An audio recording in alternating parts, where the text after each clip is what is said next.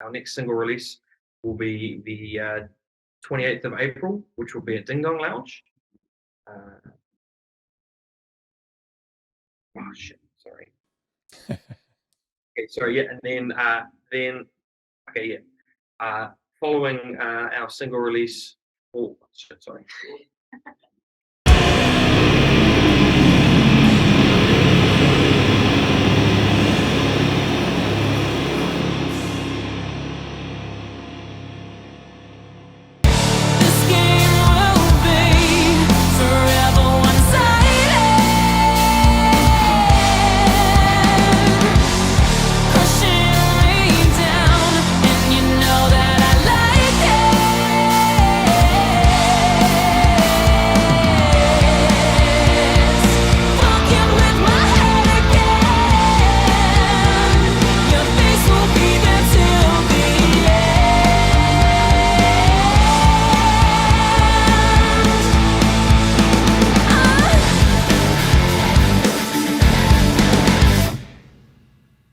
Hi, my name is Will and welcome to the Distorted Transmission for today.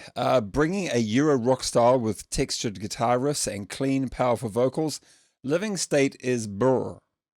I'm not too sure what the rest of the sentence is as it cuts off on their Facebook page abruptly there for some reason, but maybe the band can fill me in once we get the intros out of the way. Today I'm chatting to Auckland band Living State. How are you guys? Good. Good. Thanks for having us. What is that supposed to say on your Facebook page? Because it just ends with BR. Living State is brr. Yeah, I think it's supposed to be bringing hard rock back to Auckland or something of that effect. Okay, so first is intros. Could you introduce yourselves, please? Hi, I'm Peter. I'm guitarist for Living State. I'm Cam. I'm the drummer for Living State. I'm the singer. I've written one song. Peter writes the rest, basically. Oh, Marissa, didn't I say my name? Sorry. My name's Marissa. That's cool.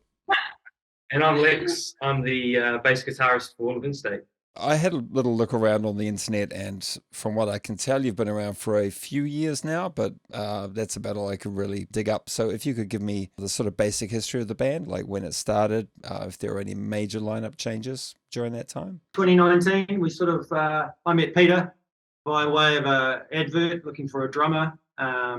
We had a bassist at the time and a lead singer in early 2019. And then we sort of worked together for a little while and decided that the lead singer wasn't quite the fit for the band, fair to say. And then not too long after that, the bass player moved to Europe from memory. And so we started the search for a bass player firstly, and then met Lex through an ad as well. I think a YouTube video was involved as well. Yeah, I'd put on I'd done a cover of Blink 182. What's My Age Again? And Peter actually messaged me. Yeah, that's right. Yeah, you messaged me. Oh, you interested in the project? Yeah, I saw Lex actually, playing some cover. I was like, okay, not too bad. Yeah. And I told him, like, hey, we actually, we're trying to establish a band. So if you would like to comment and see how it goes. Yeah. And here we are. And then actually Lex found Marissa. Mm-hmm. And actually, since that time, we should start counting the Living State actually start. Hasn't changed from there on, basically. Yeah. We searched for quite some time, actually, extensively to find a lead singer. And You had like 5, I think? yeah, well, I felt like 500 to be honest. But Yeah. You should see a list of my drummers, because I put like in the Excel spreadsheet the drummers, and put it like very professional way. And I have like a number of drummers, and I still have them on that list, but eventually I found just in case I fail. Yeah, so I still have like, here you go. Just a backup list, isn't it, really? You released a music video about 2 years back called One Sided, and you've just released another called Black White Man, which was a title that made me wonder what the hell the song was about. I'm not going to lie. I thought it was maybe like a white guy trying to be like a black guy or something. It was... Fortunately, it wasn't as awkward as that at all. So I was pleased about that. So if you could tell me a little bit about what the sort of theme of it is. The 2 jobs before my current job, I worked a pretty horrible role as like an admin coordinator at this chemical chemical company. It was like a really small independent company. And my immediate boss, he was bald, like quite tank, very serious looking, but a big punk lover, and would always talk about, rebelling against the system and all of that. But he was very white, but it always wear these like black shirts and black pants. So to me, I just thought black white man, because it was like his whole look and his vibe, and that's what he said he was. But he really sucked up to the company. They were paying him absolute garbage. And I know that because, I just offhand heard him just talking about where he had to move into, which was just this horrible place in nowhere, in the middle of nowhere.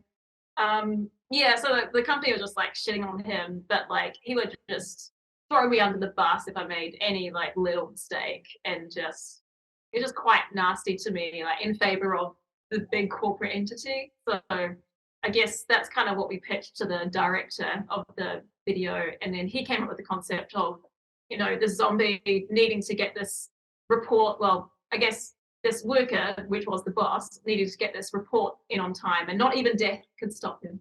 So that was kind of the context of the video. Yeah. I suppose part of the reason why the guy might have thrown you under the bus was not just for the corporation or the company, but to actually protect himself and ensure that his lifeline to the company was preserved, I suppose.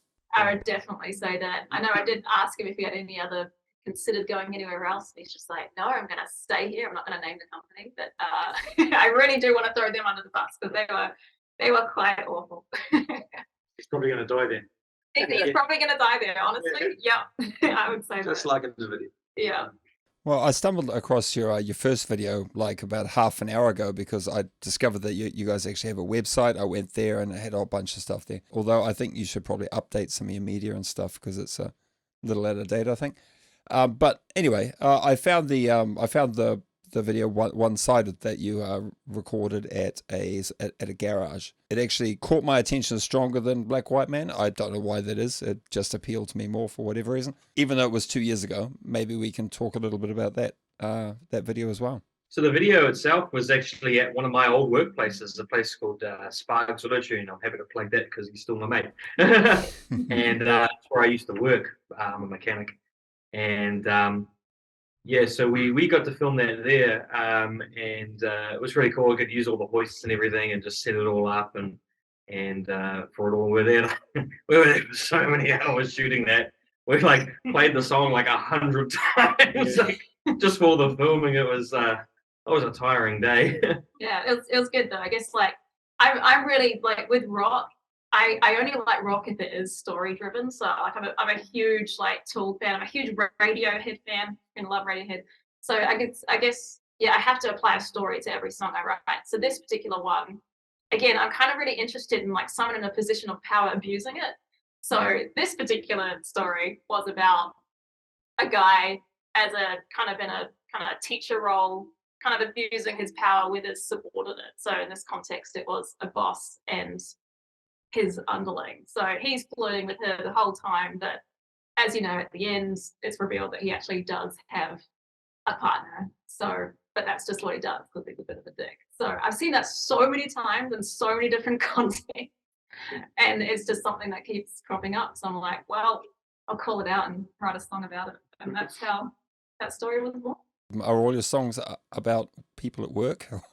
I can't really give it away. I mean, not at work. I think those are the only two about people at work. But lots of human interaction and people being dicks and place. Yeah. There's a bit of that, unfortunately.